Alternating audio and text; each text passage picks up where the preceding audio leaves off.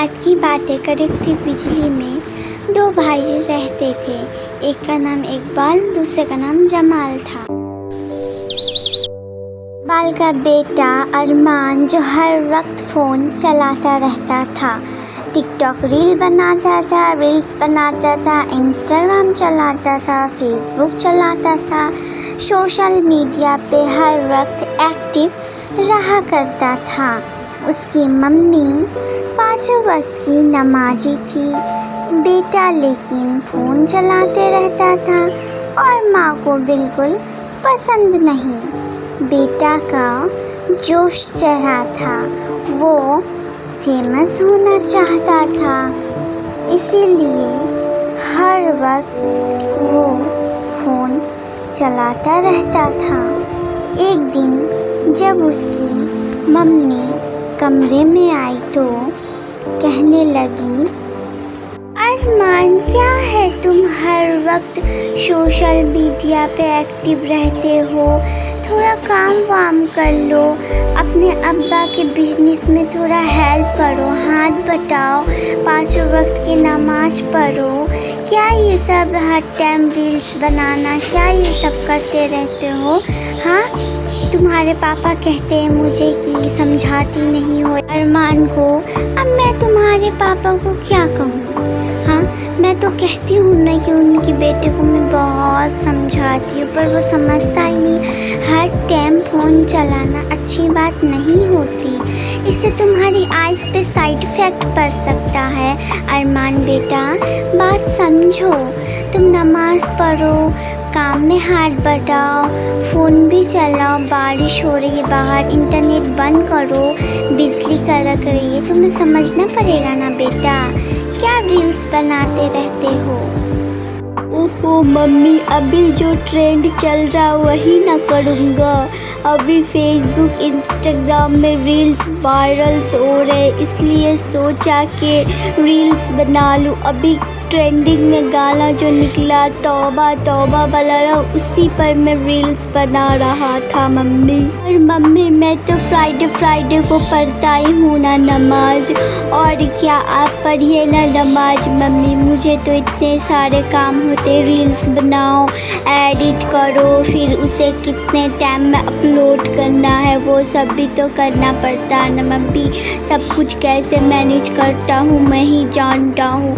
आप पढ़ो ना 5 वक्त की नमाज, और आप 5 वक्त की नमाज के साथ साथ तो आप तहज्जुद की भी नमाज आप पढ़ा करती हैं ना मम्मी?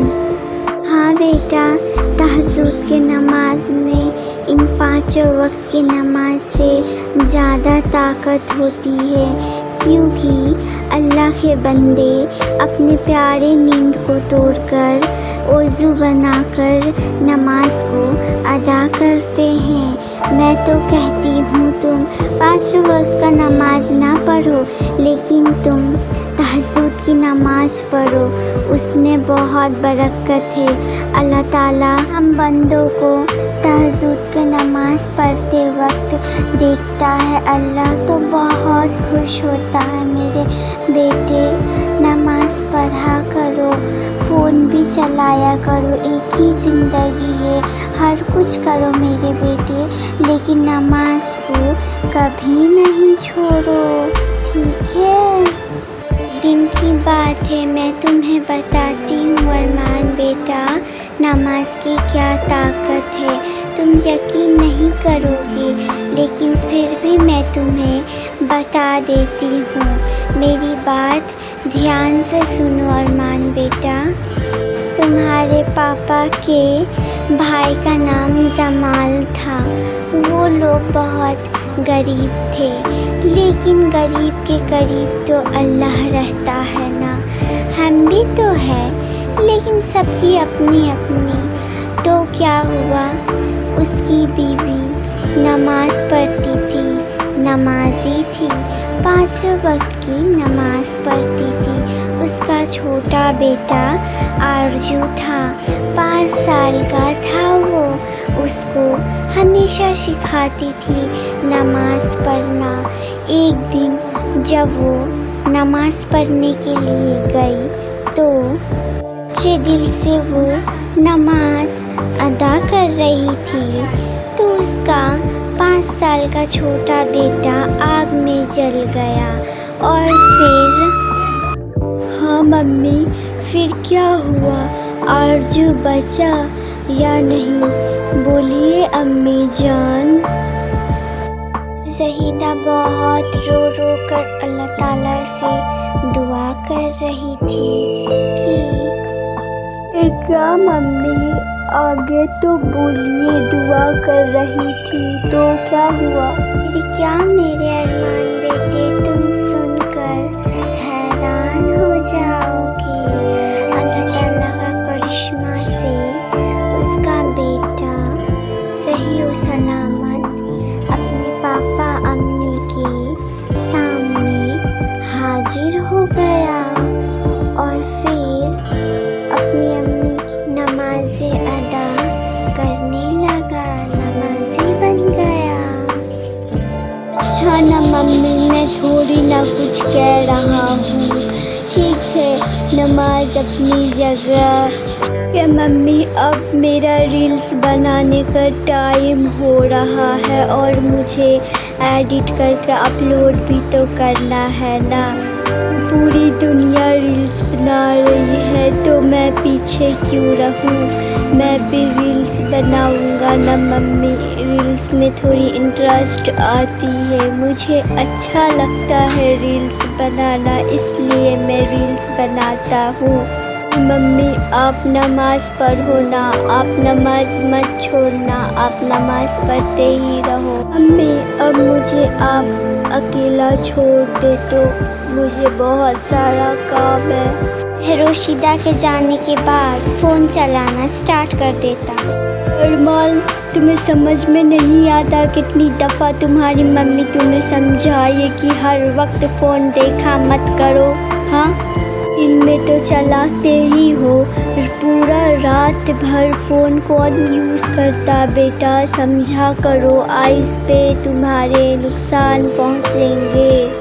तुम्हें बस टाइम पास करना आता है, ये नहीं अपने डैड के ऑफिस में थोड़ा हेल्प ही कर दूँ आकर। कितनी दफ़ा तुम्हारी मम्मी समझाए लेकिन तुम समझते ही नहीं हो बेटा।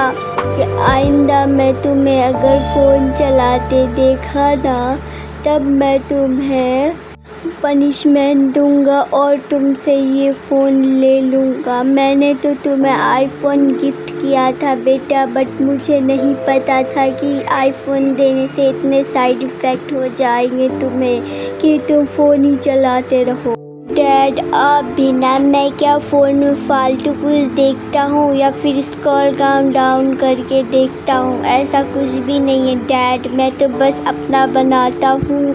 बनाने में देखने में कितना फ़र्क होता है डैड, आपको तो पता है कितना टाइमिंग लगता। आप तो खुद ऑफिस में काम करते, हर चीज़ में कितना टाइम लगता है आपको तो पता ही है, फिर भी आप मुझे डांट रहे डैड।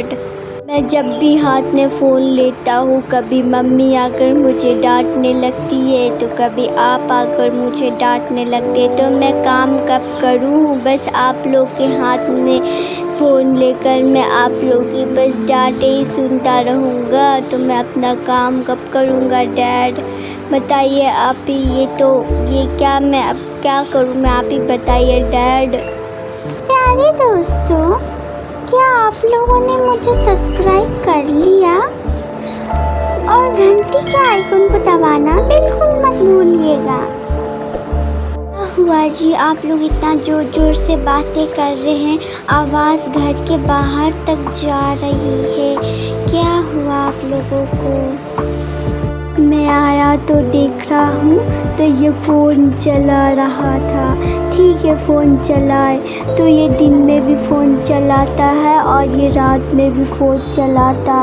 फ़ोन की ही आवाज़ आ रही थी रात में। पता है रात में फ़ोन नहीं चलाना चाहिए, तुम इसे समझाती नहीं हो क्या? मैं कितना दफ़ा बोल चुका हूँ तुम्हें, फिर भी नहीं सुनती हो। बात मानना पड़ेगा, इतना समझाने के बाद भी ये तुम्हारा बेटा बात नहीं मान रहा। अच्छा ठीक है, आप जाइए ऑफिस। प्यारे दोस्तों, क्या आप लोगों ने मुझे सब्सक्राइब कर लिया? और घंटी के आइकन को दबाना बिल्कुल मत भूलिएगा। अम्मी जान, लगता है कुकर खराब हो गया है। अम्मी जान, मैं आपको कब से आवाज़ें लगा रही हूँ और आप यहाँ पर अब्बू जान कहाँ है? और भैया को तबीयत खराब हो गया है क्या? कितनी दफ़ा मैंने मना किया कि भैया फ़ोन मत चलाओ, लेकिन भैया तो सुनते ही नहीं हैं। यह अल्लाह रहम करे। भैया के लिए जा रही हूँ नफल नमाज पढ़ लूँ ताकि भैया जल्दी से ठीक हो जाए। और मौलवी साहब को बुला लीजिए मम्मी, ताकि घर में फातिहा हो जाए जल्दी से भैया के लिए, है ना मम्मी? हाँ, मैं क्या कहने आई थी मम्मी, कुकर जो है ना सीटी नहीं मार रही है और कुकर के साइड से हवा निकल रही है मम्मी। अब चावल तो भैया खाएंगे नहीं, भैया के लिए रोटी बनाना पड़ेगा, है ना मम्मी? लेकिन अब कुकर का क्या करें? कुकर तो बस गैस पे ये जा रही हूँ, उसे उतार देती हूँ। शाम में जाना पड़ेगा मार्केट कुकर ठीक कराने के लिए मम्मी। बार बार कुकर डिस्टर्ब देता है। उसी दिन मैंने आपको कहा था कि कुकर वाला सही से कुकर ठीक नहीं किया, लेकिन आपने मेरी बात ही नहीं सुनी। अब फिर दोबारा लेकर जाना पड़ेगा, है ना मम्मी? कुकर इस दफ़ा अगर ठीक नहीं हुआ ना मम्मी, तो मैं दुकान में ही कुकर को छोड़ दूँगी, वापस घर ही नहीं लाऊँगी। नया जो कुकर है उसकी पैक खोलकर उसमें राइस को बॉईल कर लेती हूँ। ठीक है मम्मी, मैं जा रही हूँ। मेरी तबीयत तो बहुत ही ज़्यादा ख़राब हो गई है, पता नहीं सर में इतना दर्द हो रहा। उफ़ अल्लाह, क्या करूँ मैं? उफ़ अल्लाह। भैया इतनी आवाज़ें मत लगाओ, अब्बू जान अम्मी जान नहीं है, बाहर कुछ काम से गए। मौलवी तो आया नहीं, मैं खुद जा रही हूँ। आपके लिए सूरा पढ़कर पानी दम कर लेकर आती हूँ, आप उसे पीकर शायद ठीक हो जाएंगे। ठीक है भैया जान, आप लेटिए, मैं आपके लिए पानी दम कर लेकर आती हूँ। वो आप पिएंगे तो आपको बेटर फील होगा। ओके भैया? भैया, ओ अरमान भैया, आइए पानी पी लीजिए, मैंने आपके लिए पानी दम कर दी हूँ, आइए। अम्मी जान अब्बू जान, अभी मेरी तबीयत थोड़ी ठीक लग रही है। मासूमा ने पानी में दम किया और पानी जो दिया वो पीकर मुझे थोड़ा बेटर फील हो रहा। मम्मी मुझे बहुत नींद आ रहा, मुझे थोड़ा सोना है। मेरे बेटे, मैं कहती थी अल्लाह ताला पे भरोसा रख, नमाज पढ़ा कर मेरे बेटे। अल्लाह ताला अपने बंदों को कभी नाराज़ नहीं करता। तू दम क्यों पानी से ठीक हो रहा? अरमान रोशिदा के गले लग जाता है और रोशिदा रोने लगती है। देखा मम्मी, मैं ठीक हो गया ना, अब मैं 5 वक्त की नमाज पढ़ा करूँगा और तहज्जुद भी। बस आप रोना बंद कीजिए मम्मी। अरमान भैया उठिए, नमाज का वक्त हो गया है फ़र्ज़ का, उठिए नहीं तो लेट हो जाएगा। प्यारे दोस्तों, क्या आप लोगों ने मुझे सब्सक्राइब कर लिया? और घंटी के आइकन को दबाना बिल्कुल